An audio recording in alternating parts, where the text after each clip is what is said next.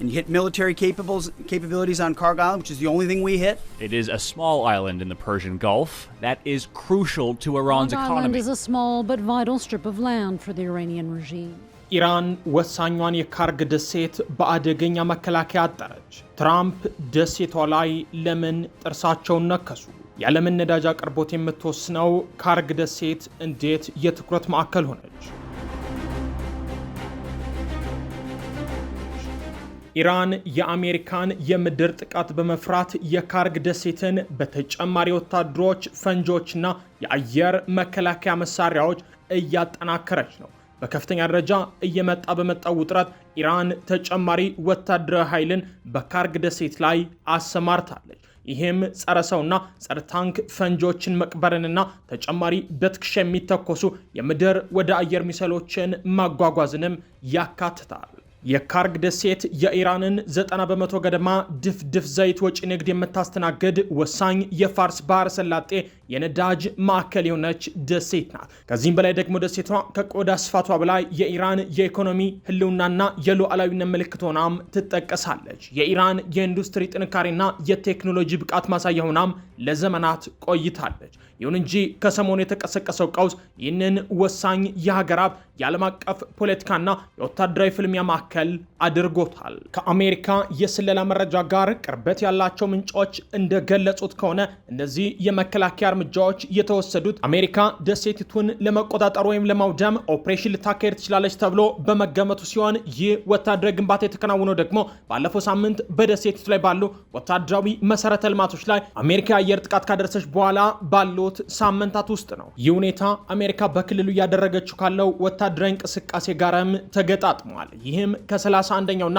11ኛው የባህር ኃይል ፈጣን ድራሽ ክፍሎች የተውጣጡ በሺዎች የሚቆጠሩ የባህር ኃይል ወታደሮችና የ82ኛው የአየር ወለድ ክፍለ ጦር አባላት ወደ ቀጠናው መግባታቸውንም ያካትታል። ምንም እንኳን የምድር ጥቃት ለመሰንዘር የተላለፈ የመጨረሻ ውሳኔ በይፋ ባይገለጽም ካርግ ደሴት አሁንም በሁለቱ ሀገራት ግጭት ውስጥ በአሜሪካ የቅድ ውይይቶች ላይ እንደ ትልቅ የመደራደሪያ ነጥብ ተይዛለች። በምዕራባውያን የሚመራው ጥምረት ደሴቲቱን ከበባ ውስጥ ለማስገባት የሚያደርገው ጥረት የኢራንን የኢኮኖሚ ደም ስር ለመቁረጥ የታለመ ቢሆንም የኢራን ሕዝብ ግን ይህንን ጫና በጽናት ለመቋቋም ቆርጦ ተነስቷል። ካርግ ደሴት ለኢራን የነዳጅ ማከማቻ ብቻ ሳትሆን ከውጭ ወረራና ኢፍትሐዊ ማዕቀብ ፊት የማይደፈር የአገር ኩራት ተምሳሌት ነች።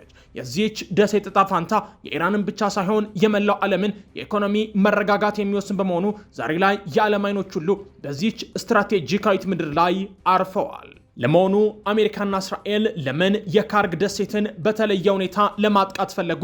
ደሴቷስ ለኢራን ለምን ያይም ብሌኗ ሆነች? የመጨረሻው ተጋድሎስ ምን ይሆናል? በእነዚህ ጉዳዮች ላይ ሰሞንኛ ድንቅ ጥንቅር አለው። እስከ መጨረሻው አብራችሁን ቆዩ። ታላቅ የምስራች ከሜሪት ፕሮፐርቲስ ለንግድ ሱቅ ፈላጊዎች በሙሉ እርሶ ይነግዱ እንጂ ትርፋማ የሚሆኑባቸውን አለያም ቢያከራዩአቸው አዋጭ የሆኑ የንግድ ሱቆችን በመሃል ተክለ ሃይማኖት ለሽያጭ ማቅረባችንን ስንገልጽ በታላቅ ደስታ ነው። ሜሪትስ ፕሮፐርቲ ከሰፊ ካሬ አማራጭ ጋር ከ14 ካሬ እስከ 40 ካሬ የንግድ ሱቆችን ከ3.8 ሚሊዮን ብር አጠቃላይ ክፍያ ጀምሮ እንዲሁም ቀድሞ ለሚመጡ ውስን ደንበኞች በ3 ወር ጊዜ ውስጥ የሚረከባቸው ስራ ማላመጃ የንግድ ሱቆችን ከነጻ ስጦታ ጋር ይዘንሎት ቀርበናል። እንዲሁም የመኖሪያ አፓርትመንቶችን ለምትፈልጉ ውድ ደንበኞቻችን ሜሪትስ ፕሮፐርቲ አራዳ ፓርክ ፊት ለፊት ከባለ 1 እስከ ባለ 3 መኝታ አፓርትመንቶችን ከ30% ታላቅ ቅናሽ ጋር ይዘንሎት ቀርበናል። ታዲያ ይህ የማይደገም ዕድል ሳያመልጦ ከታች ባለው ስልክ ይደውሉ።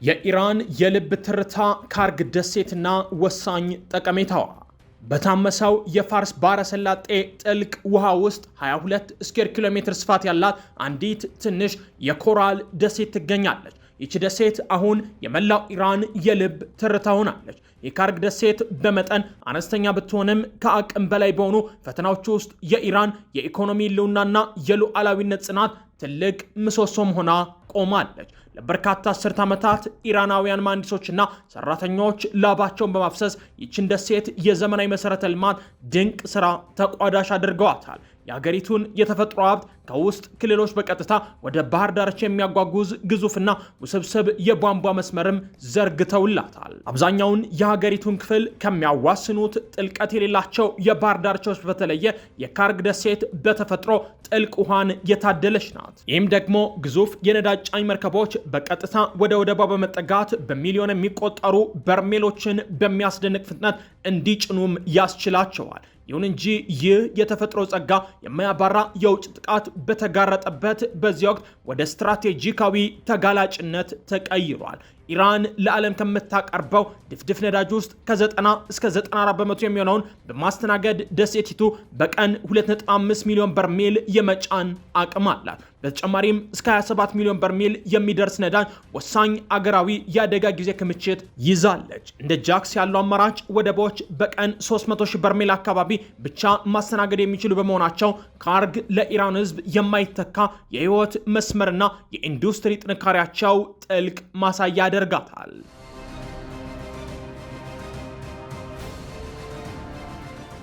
ደሴቲቱን የገጠማት ፈተናና የህልውና ትግሉ ምን ይመስላል? ከሰሞኑ ግን ይህ ወሳኝ ሀገራዊ ሀብት እጅግ ጨካኝና አውዳሚ የሆነ ወታደራዊ ዘመቻ ማዕከል ሆኗል። ኦፕሬሽን ኤፒክ ፊውሪ በሚል የሚታወቀው የዩናይትድ ስቴትስ እና የእስራኤል የጥቃት ዘመቻ መጀመሩን ተከትሎ የውጭ ኃይሎች ወደ ቀጠናው በመግባት በደሴቲቱ ዙሪያ አደገኛ እገዳን ጣሉ።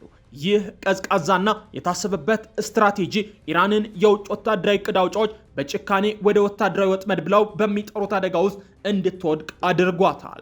በመጋቢት ወር አጋማሽ ላይ እነዚህ ኃይሎች የኢራንን ሉዓላዊነት ለመጠበቅ የተተከሉ የራዳር ጣቢያዎችንና ወታደራዊ ተቋማትን ጨምሮ ከ90 በላይ የመከላከያ ኢላማዎችን በመምታት ደሴቲቱን ደበደቡ። ነገር ግን አጥቂዎቹ የነዳጅ ማከማቻ ታንኮችንና የመጫኛ ወደቦችን ሆነ ብለው ትተዋቸው ነበር። ይህም የምህረት እርምጃ ሳይሆን ጨካኝ የሆነ ዓለም አቀፋዊ እገታ ነው። እነሱ መሰረተ ልማቱን ሳይነኩ መከላከያዎቹን በማውደም ብቻ በሚሊዮን የሚቆጠሩ ተራ ኢራናውያንን ኑሮ እንደ መደራደሪያ በመጠቀም መንግስትን ለማንበርከክ አስፈሪ መልእክት አስተላልፈዋል። ኢራናውያን እንደ ባባር 373 ባሉ የላቁ የሚሳኤል መከላከያ ስርዓቶችን በመጠቀም ሀገራቸውን ለመጠበቅ በጀግንነት ታግለዋል። በሚያሳዝን ሁኔታ ግን እጅግ የበላይነት ባለው ኤሌክትሮኒክስ ጦርነትና የውጭ የሲግናል ማስተጓጎል ወይም ጃሚንግ አማካኝነት እነዚህን የመከላከያ ራዳሮች በማሰናከል የደሴቲቱን ጀግና ጠባቂዎች ከባድና ምህረት የለሽ ከሆነው ከበባ ጋር እንዲታገሉ አድርጓቸዋል።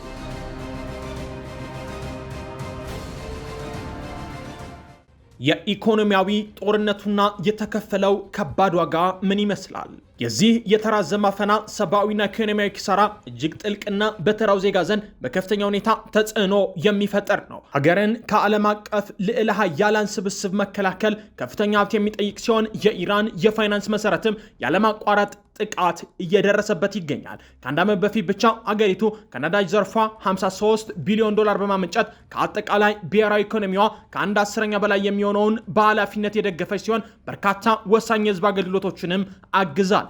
አሁን ከማዕቀብና ከወታደራዊ ዛቻ ግድግዳ ጀርባ ተዘግቶ ያ የኢኮኖሚ ደም ስር በከፍተኛ ሁኔታ እየተጨነቀ ነው። ምንም እንኳን ነዳጅ ከካርግ ደሴት በድፍረት መውጣቱን ቢቀጥልም መንግስት ይህንን ፍትሐዊ ያልሆነ የኢኮኖሚ ጦርነት ለመቋቋም ሲል ብቻ ብሔራዊ ሀብቱን በቻይና ለሚገኙ የግል ገዢዎች በከፍተኛ ቅናሽ ለመሸጥ ተገዷል። የዚህም መዘዝ የአካባቢውን ኢኮኖሚ ክፉኛ የጎዳው ሲሆን የኢራን ሪያል ከዋጋው 3/4 እንዲያጣም አድርጎታል። ሀገራቸው እንዳትፈርስ የፈሩ ዜጎች በ6 ወራት ውስጥ ብቻ 15 ቢሊዮን ዶላር ከሀገር ውስጥ በፍጥነት አስወጥተዋል። ማህበረሰቡንና መሰረታዊ አገልግሎቶችን ለማስቀጠል የተከበበው መንግስት ከፍተኛ ብድር ለመውሰድና ገንዘብ ለማተምም ተገዷል። ይህ ደግሞ የኢራን ህዝብን የዕለት ተዕለት ኑሮ ወደ አሳዛኝ ትግል የሚቀይር ከፍተኛ የዋጋ ንረትን አስከትሏል።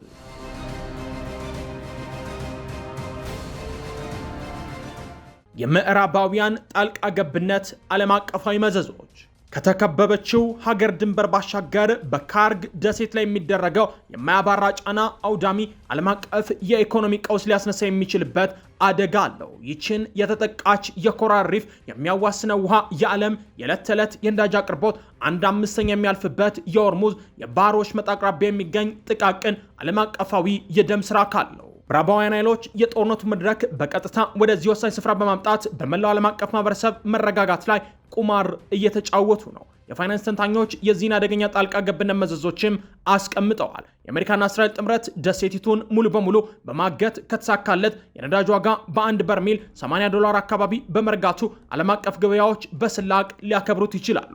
ይሁን እንጂ የዚህ አሳዛኝ የፍልሚያ ጦርነት መቀጠል ዋጋውን ወደ $130 አካባቢ ከፍ ሊያደርገውም ይችላል። ይበልጥ አሳሳቢው ደግሞ የውጭ ጥቃት ግጭቱን የደሴቲቱ መሰረተ ልማት እስከሚወድምበት ወይም የባህሮች መጡ መሰረታዊ አገልግሎት እስከሚቋረጥበት ደረጃ ካደረሰው ዓለም የነዳጅ ዋጋ በአንድ በርሜል ታይቶ ወደማይታወቅ $220 ሲያሻቅብ ልትመለከት ትችላለች። እንዲህ አይነቱ ጭማሪ ዓለም አቀፉን ኢኮኖሚ ወደ አውዳሚ የኢኮኖሚ ድቀት የሚከተው ሲሆን ይህ አደጋ ሙሉ በሙሉ የንጉሳዊ አስተሳሰብ ባላቸው ኃይሎች የሉዓላዊት ሀገርን ሀብት ለመቆጣጠር ባላቸው ኃላፊነት የጎደለ ፍላጎት የተቀሰቀሰ ነው።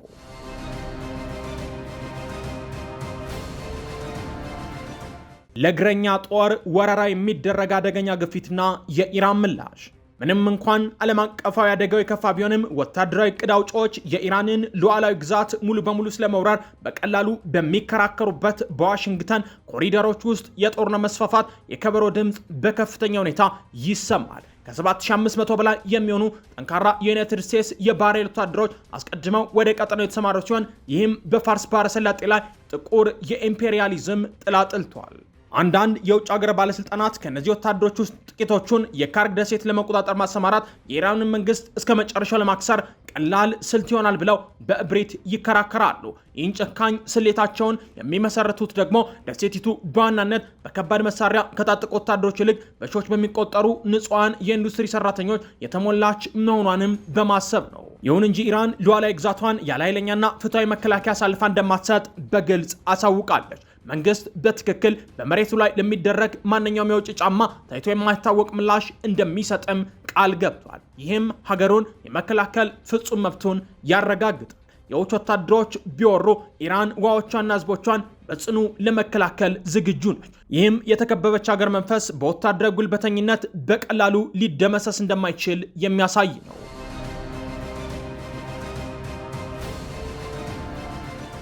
በጂኦፖለቲካዊ መድረክ ላይ ብቸኛ መሆንና የመጨረሻው የኢራን ምላሽ።